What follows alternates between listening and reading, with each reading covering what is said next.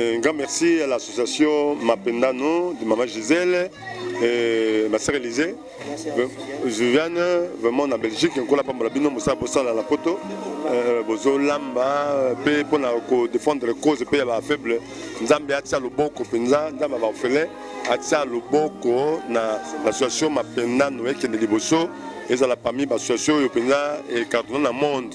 Badi bana mboka bo cartonné bo joie bo vimba pona ba faible se retrouver dans na bino Nzambe penda na ba client sangoya association Mapendano et Kende monde entier la quatre coins du monde. Merci vraiment qu'on appelle bolo bela bana oyo tozali wana ofenance ma part bisika frère biso Daniel Ebika ya na kolobela Mapendano et Rionso ba koli bo salaka ba moko botina en tout cas na Nzambe a aussi makasi en tout cas Nzambe pambola pe frère Daniel apambola bino maman Gisèle maman Viviane et association Mobimba Mapendano bo za la béni et bokende liboso bolobela c'est ma part kuna na mikila poto ba nekope o ba biko sunga pe lokola bino ba tape le boko lokola pour moko et sur relongité vraiment les autres qui na cadre ko tonaka Nzambe peut remercier tous les partenaires batia quelque chose les 7 les alliés significatifs Nzambe ya bafele à Pamolabino. Merci beaucoup.